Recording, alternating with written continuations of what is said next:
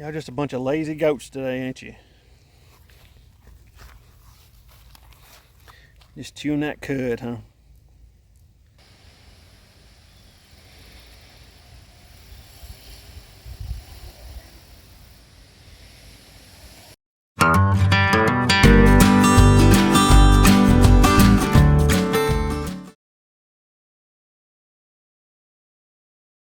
Hey guys, it's Brandon with Norwood Family Mini Farm. Welcome to the channel. Thanks for watching. I just want to go over a few things today. Something that's kind of, I wouldn't say plaguing my goats here, but I've been having some problems with this year. Had some problems with a couple years ago. And then we'll get into it, kind of what I do to fix it. And what I'm talking about is parasites, worms in my herd here. Honey bun, you know, the one goat I have, she almost didn't make it this past summer. Luckily, you know, I was able to catch it in time, but she got pretty downhill there. And then my other little male goat, Cookie Dough, he had a worm load too. He's good now. His wasn't as bad as Honey Bun's, but so anyway, he's doing good now and doing just fine. So let me just kind of tell you what we got going on here. As you know, I got Nigerian dwarf goats. They're a small breed, small dairy goat. And you know, just like any livestock, they can get worms and sicknesses and all that stuff. And so yeah, what I was saying, you know, with any goat herd or livestock, you're going to have you know, issues with their health, whether it's, you know, disease, worms, infections, bacteria, whatever. You know, so you got to be careful and just keep an eye on them. That's all you got to do. And then these I'm fixing to give you here, they're, you know, you should always consult a vet if you don't know.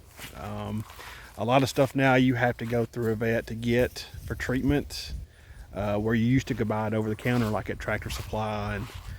And I kind of hate to do that, but I'm sure it was being abused, and there's you know, people probably you know, overbuying it, stuff like that, hoarding it, you know, whatever. I'm mixing to go through some steps that I did to get my goats under control. Their worm load, we're pretty much talking about the main culprit is barber pole worms, and I'll put a screenshot of one up here, kind of show you what it looks like under a microscope.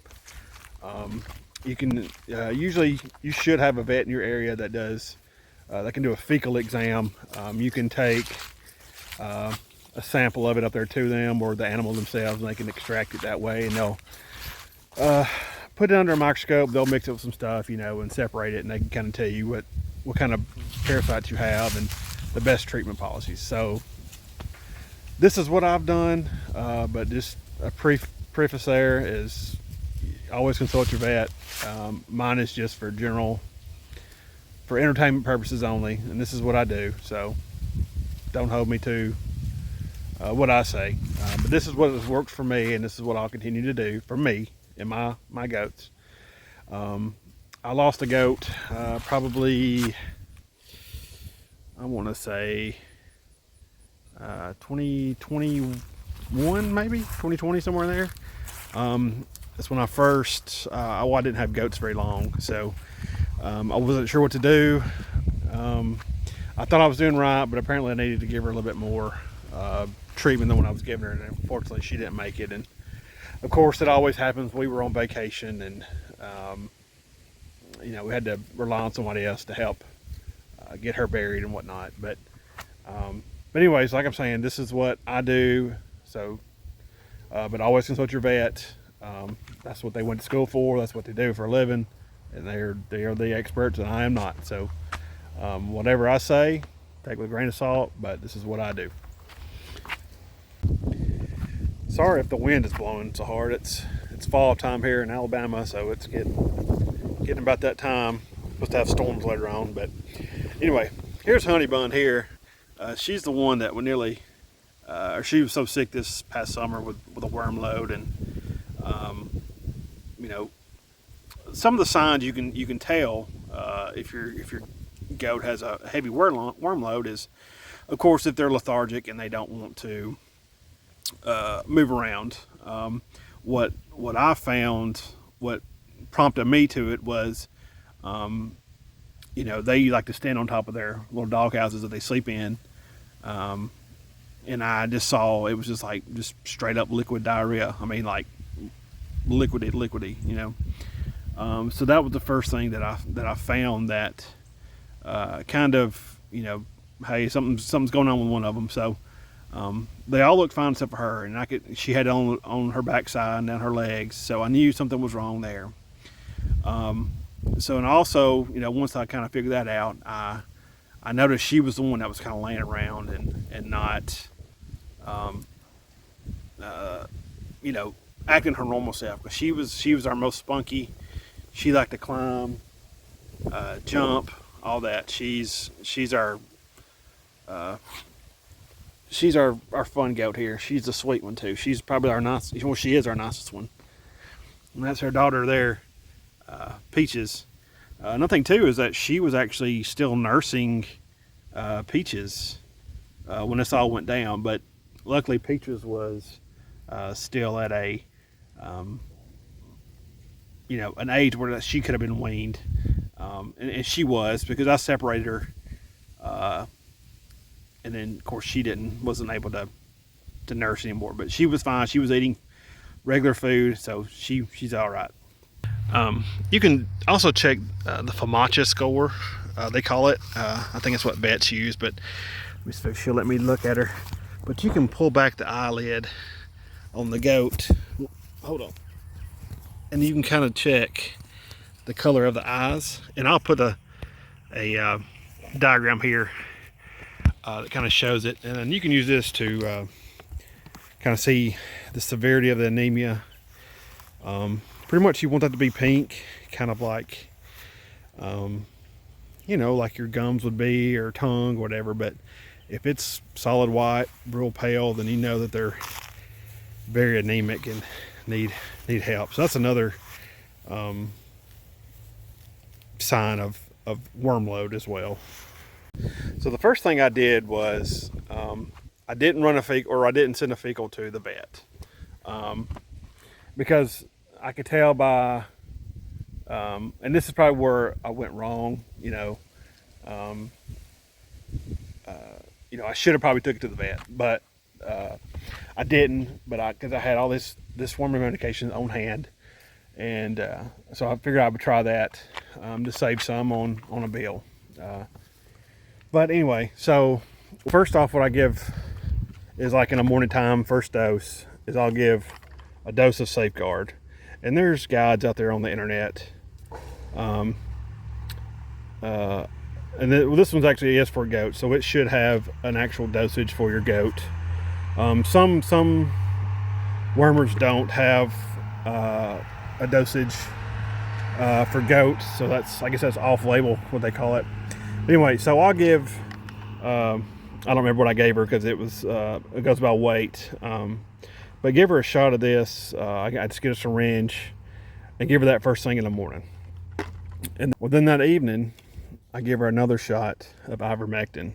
Now, this is the sheep drench. It's not straight up ivermectin like you would, I don't know if this is more less concentrated or whatever. But I give them a syringe full of this in the evening. And I do this back and forth with this for 5 days. And that kind of helps, get that worm load down. These are not usually good by themselves. So you need to do, because this is called a class 1, Safeguard is a class 1, and there's all kinds of diagrams out there showing you different classes of goat worming that you can give them. So like I said, for a few days, I would give them, 4 or 5 days, I would give them this in the morning and the sheep ivermectin in the evening, and that helped out. And another too is they can get bottle jaw, and I'll put a picture of that on there. Is when they get anemic, from the worm load. It's when they'll get bottle jaw. The bottom of their jaw here will swell up. That's due to the anemia, where the worms have, they're parasites, so they're sucking on the blood, taking nutrients from the goat, and that is pretty much making them anemic, and that causes the swelling of the jaw there.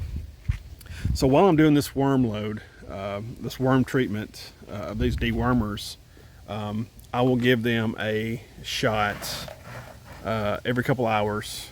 It's full of iron. You buy it in a jug. You don't have to get this by prescription. This is over the counter. Ivermectin now, straight up ivermectin, you have to go through your vet now to get that. You can't get it over the counter like at Tractor Supply like you used to, or Rural King, whatever. But anyway, so I just give her a couple syringes full every couple hours. It's real red, rich in iron, so it goes down good. And I also give them some Gatorade. That kind of gives them a little sugar boost, and give them some energy. So I give red cell the whole time during this worming phase, just to help out with the low red blood count and anemia. And then after I do the first 2 dewormers, for 4 or 5 days, I'll switch over to a horse dewormer, Quest, and you can buy this over the counter at Rural King or Tractor Supply. So I get this Quest here. This is the class 2. So you could also, if you didn't have the ivermectin, you could do, the Safeguard, and then do this with it. So you have a class 1 and 2. Now this is not for goats, not labeled for goats, so this will be an off-labeled dosage or whatever. So, but there's guides on the online you can find.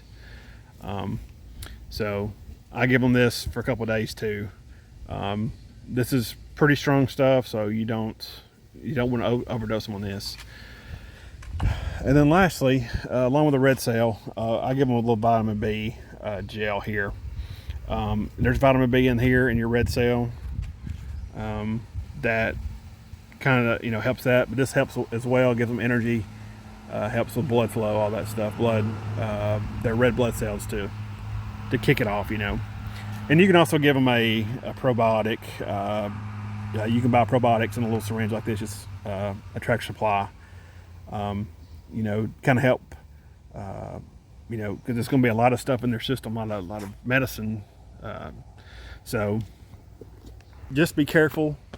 I don't have a lot of worm issues with my goats, but when I do, they can go downhill pretty fast. So you want to make sure you have everything you need. If you buy it all at once, it's going to be expensive. It's going to be, probably a couple $100 worth of stuff you get first thing. But I keep them in a fridge in our garage so they last a while. And I even use them a little bit past their expiration date.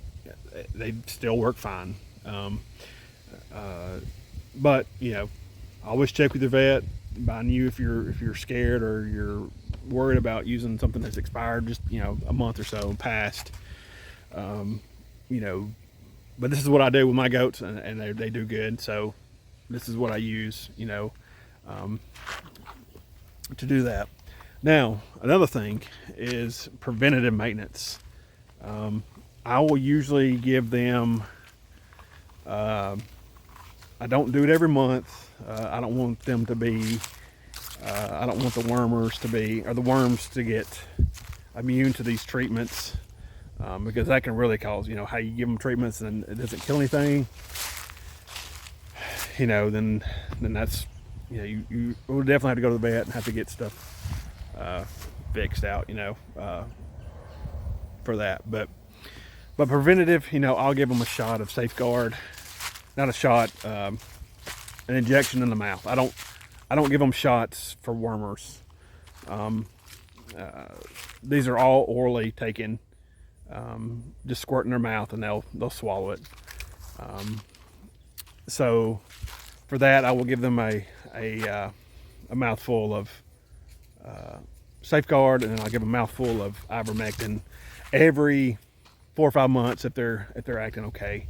If they're, you know, you don't want to overdo it, too much for their system, and don't want the worms to become immune. So, but anyway, so guys, this is just a quick how-to what I do with worming for my goats. Like I said, it's not a huge issue. There's other breeds of goats that are way worse. I know boar goats are pretty bad on parasites, so I have to watch that. And my Nigerian dwarf is here. They're not too bad, but you know, you do have to watch out. So, but anyways, guys, we've made it to 100 subscribers, and that's great. That was one of the milestones I want to do for this channel, and I wasn't sure what, you know, how long I would keep up with this, but you know, 100 subscribers within, you know, a couple months, that's pretty good, I think. Of course, I like to keep growing my channel, keep doing goat content and farm content, you know, all kinds of stuff. And there's a jumping spider on my phone here. You ever see these people that keep these little jumping spiders as pets? They're kind of cool, but I'm not much of a spider guy. This little jumping spider.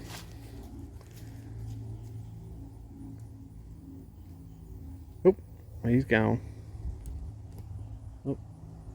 Nope, he's back on my phone here. There he is.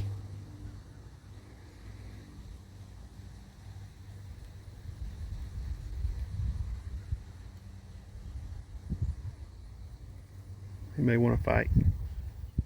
Oh goodness.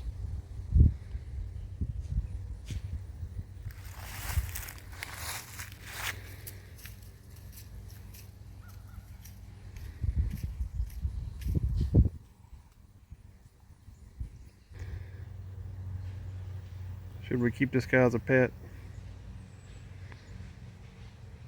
Oh, get in focus there. There you go.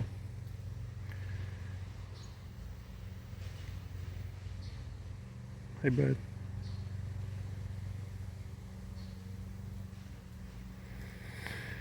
All right, well, let's put him back somewhere.